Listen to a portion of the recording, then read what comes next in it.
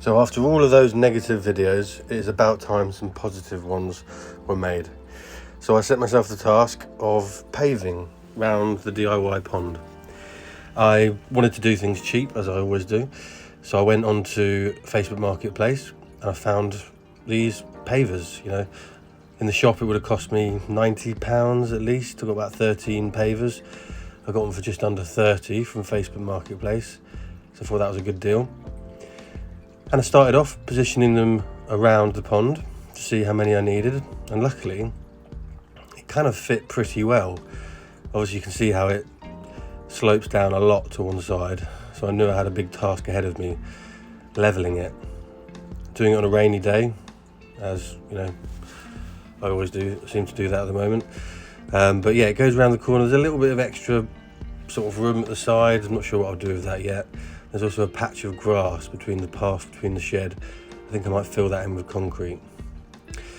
Slightly on a side note, but in preparation for the next video, because I'm finally getting my act together and getting the pond ready in the shed to move the new ranchu to, I decided to jet wash those and started really thinking about how much earth I've got to move. I did jet wash the side of the pond, which may have been a slight mistake, as it seemed to get lots of this sort of resin or natural kind of sap, I guess, coming out of the wood.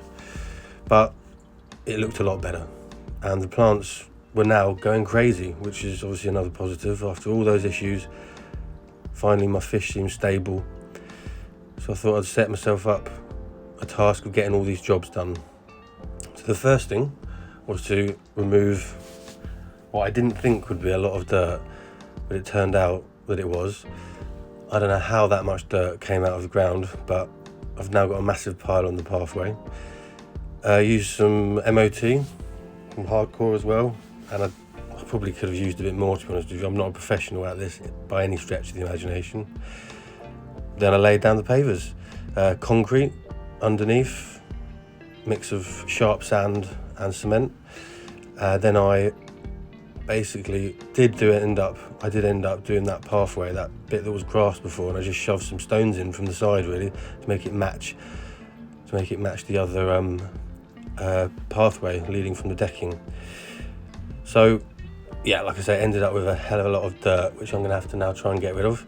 But I thought it just sort of smartened it up a little bit, meant that in the winter I could come down and stand on it as well from the path without walking through the wet grass, which obviously could be a big bonus. So it seemed to do alright. I thought I'd now got to probably leave it for a while, but I was really happy with the results. Now it's not perfect at all. It's either the pond's not straight or the pavers aren't straight. Either way, I think, to be honest with you, none of it's straight. So at the end of the day, it is a DIY pond. I've built it myself for barely any money. I've also got a hole you can see in that shed, which is kind of hinting towards what's going on inside the shed. There's a little project which I'm going to share with you in the next video. It did rain a lot, I wanted to cover it, but 3 days later, after letting it dry, it was pretty stable. I mean, I haven't filled in the gaps yet, I've done all the pointing, but it wasn't moving, so to me that is a good sign. Nice and steady to stand on. So then I did fill in the gaps. That took a while, and I ended up making a big mess basically, but I sprayed it all off, and you can see I actually added a couple of tubes because there is something I was building at the same time inside the shed, but we'll save that for another video. So here it is. Finally, the pond is looking really good, I think.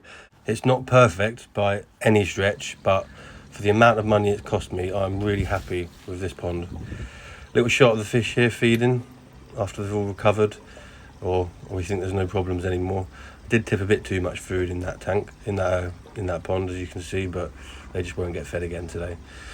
So if you fancy seeing what I have built inside the pond, inside the shed, feel free to follow along. Lots more to come and some updates. So hopefully see you soon.